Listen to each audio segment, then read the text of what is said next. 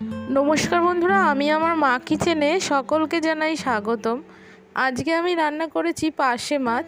এই পাশে মাছটা কিভাবে রান্না করলাম সেটা আপনাদের সাথে শেয়ার করব। আমার রান্নার পুরো ভিডিওটি দেখার জন্য অনুরোধ রইল।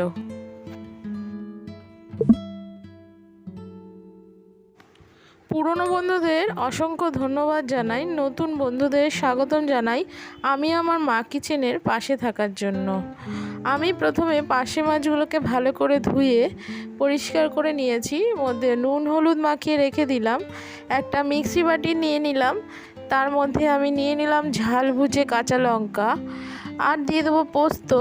পোস্ত আমি এখানে 2 থেকে 3 চামচ নিয়ে নিয়েছি। আর দেবো এর মধ্যে সর্ষে, সাদা সর্ষে দিচ্ছি 2 চামচ, কালো সর্ষে দেবো 1 চামচ, দিয়ে এটাকে একটা পেস্ট বানিয়ে নেব। তার আগে এর মধ্যে দিয়ে দেবো নুন। নুনটা দিলে তেতো হয় না, সর্ষে আছে, একবারে নুনটা দিয়ে দিলাম। আমি আর রান্নার সময় নুন দেব না। সঙ্গে আমি দিয়ে দিলাম 2 থেকে 3 চামচ টক দই।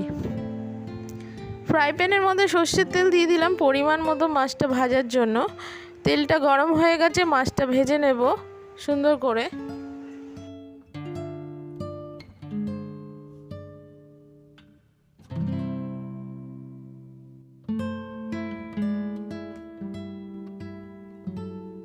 মাছগুলো ভাজা হয়ে গেছে, তুলে নিচ্ছি। তা মাছগুলো ভাজার পরে ওই তেলের মধ্যেই আমি রান্নাটা করে নেব।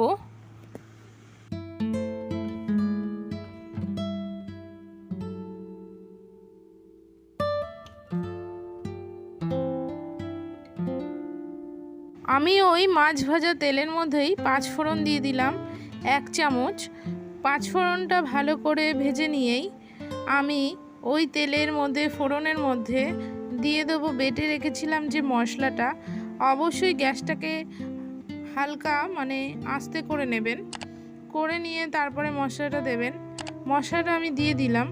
মিক্সি বাটিটা ভালো করে ধুয়ে সামান্য জল দিয়ে দেবো, দিয়ে ভালো করে মশলাটাকে কষিয়ে নেব।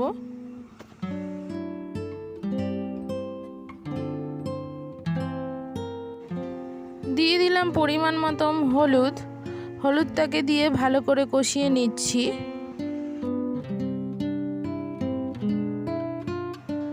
আর দিয়ে দিলাম চিনি 1 চামচ। চিনিটা এই জন্যই দিলাম, টক দই এবং সর্ষে আছে, সেই জন্য টেস্টটাকে ব্যালেন্স করবে চিনি দিলে, কালারটাও ভালো আসবে। আমি সেই জন্য চিনিটা দিয়ে ভালো করে কষিয়ে নিচ্ছি। এবার দিয়ে দিলাম পরিমাণ মতো জল। জলটাকে আমি ফুটতে দেব।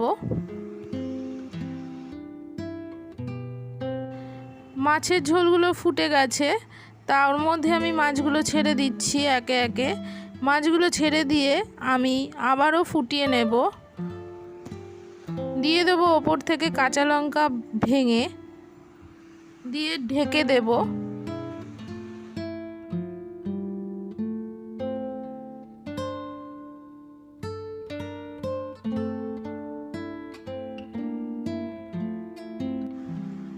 ওপর থেকে কাঁচা লঙ্কা দিয়ে আমি ঢাকা বন্ধ করে ফুটিয়ে নিচ্ছি। রান্নাটা আমার হয়ে গেছে। আজকের রান্নার ভিডিও আমার এই পর্যন্ত। আগামী রান্না নিয়ে আবার আসবো। সুস্থ থাকবেন, ভালো থাকবেন, নমস্কার।